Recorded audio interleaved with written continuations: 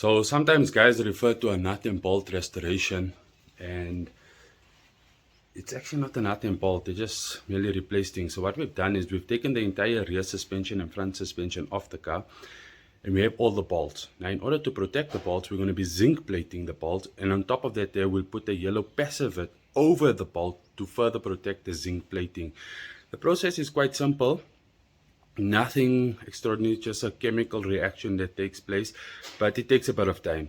So let me take you guys through the process on the rear suspension, and I'll show you how things comes out. So this is actually the longest part, is to wire these things, or wire your bolts onto here. It's a bit difficult to do with one hand. So this is from the handbrake system.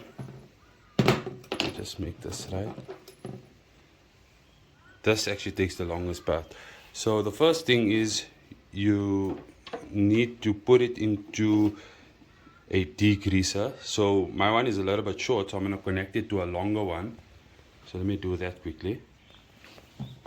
So yeah, so this is the anti-rattle clip for the calipers. So you just leave it in the solution for, I would say, about maybe 5 minutes or so. Maybe give it a stir so that if anything has dissolved or settled to the bottom, it will clean it. Okay. Taking some of the things out from there. So while this is setting in the solution, let me open up the acid. And this is where it gets really cool. So you'll see I have 1 rinse bucket, 2 rinse buckets, 3 rinse buckets. Each rinse bucket is for a particular step in the process. So what I'm going to do is just going to set up my rod over here. Once it's done in the degreaser, we'll just give it a good rinse.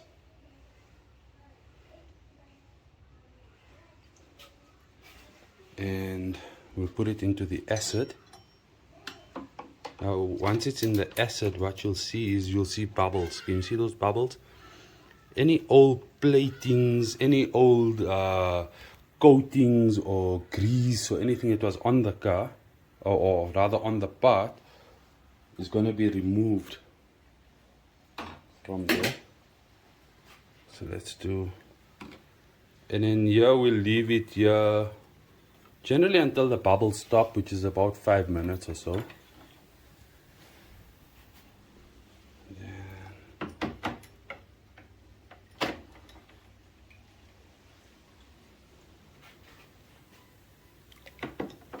Just put this here.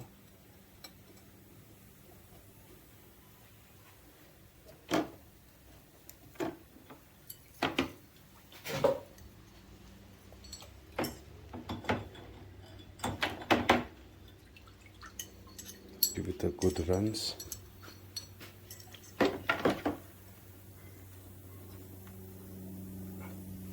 And there you can see the process taking place. So at this point you have to have a mask on because it releases gases that are quite toxic. So let's leave this to sit for a little while. Once this is done, we'll rinse it in that side and then start electroplating. So here you can see the chemical reaction is pretty much done. So let me open up the yellow or the zinc plating solution. So what we're going to do is we're going to remove it from this bath one at a time. You can see how clean it looks. We'll dip it into the dedicated. So this step of rinsing is actually very, very, very important. Once it's rinsed in there, we'll set her up just like this. We'll set her up there.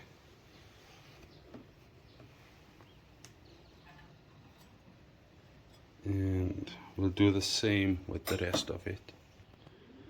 So at this point here, what we're going to do is we're going to electroplate it. You can see we're using about 3-4.5 amps round about there. Your positive current runs along and your coating current runs through the negative. We leave this to coat, and once it's coated, I'll show you guys how it looks. It actually looks hell of a cool from this point onwards. Let's just close up the acid. So with the part sitting for about 20 minutes, this actually looks hell of a good. You'll see, look at it. They all look so sparkly and shiny. So at this point you can either make it yellow or bluish, or you can even chrome plate it. Give it a good rinse. You can actually smell the rinse on it. And now all you do is you dip it into the passivate for about 5 seconds. And when she comes out, you can see the goldish color on it. And we'll do this for every bolt on the 325 IS. So this is the brakes, the hand brakes. Oh, this is gonna look so cool. Let's just rinse it out. So every nut, every bolt on the car will get the exact same treatment.